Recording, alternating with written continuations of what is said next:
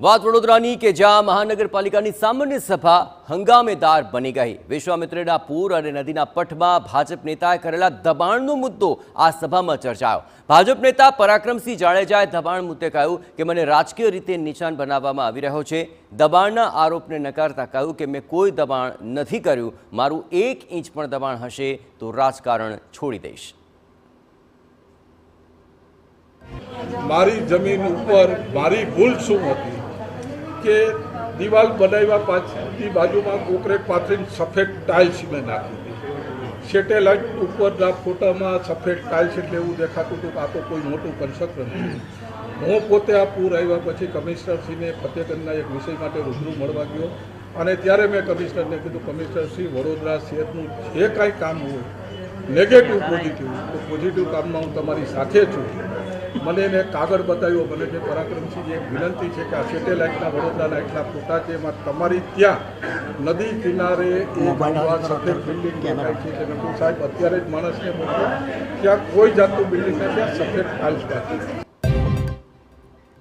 તો બે તરફ પૂર્વ મેયર કેયુર રોકડિયા પણ પરાક્રમસિંહ જાડેજાના સમર્થનમાં આવ્યા। પરાક્રમસિંહનો બચાવ કરતા કહ્યું કે તેમણે દબાણ નથી કર્યા અને જે લોકોને બેસવા માટે ઓટલા બનાવ્યા હતા તે તેમણે દૂર કર્યા છે।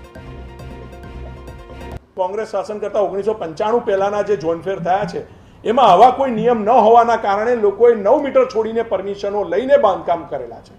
તો એ પણ ભલે કોંગ્રેસી સરકાર હતી પણ છતાં પણ નિયમ અનુસાર એની સામે એકવાર ટેકનિકલ પાસાઓ તપાસીને કાર્યવાહી કરવી પડે, કારણ કે પરમિશન સાથે થયેલા બાંધકામ છે।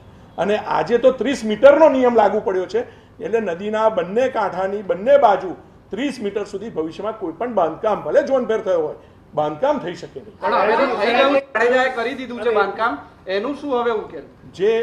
જે બાંધકામ હતું, જે ઓટલા હતા, એ તો એમને જાતે સ્વેચ્છાએ દૂર કર્યા છે।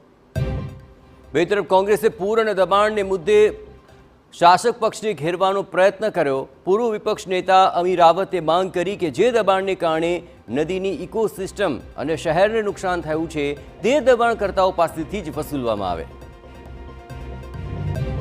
ઇનિશિયેટ કરીને ઝોન ફેર કર્યું એવી વાત કરતા હતા અને જો દબાણ થયા હતા, ફક્ત ઓટલા હતા એવું કહે છે, તે ઓટલા બી નદીમાં કરવાની ચેષ્ટા કેમ? નદીના પટમાં કોઈ બી જાતનું કન્સ્ટ્રક્શન થાય તો એની ઇકોલોજીને, ઇકોસિસ્ટમને ડેમેજ થાય, એના પર્યાવરણને નુકસાન થાય, એના એન્વાયરમેન્ટ ડેમેજ કંટ્રોલ ચાર્જીસ વસૂલ કરવા મેં આજે સભામાં માંગણી કરી છે।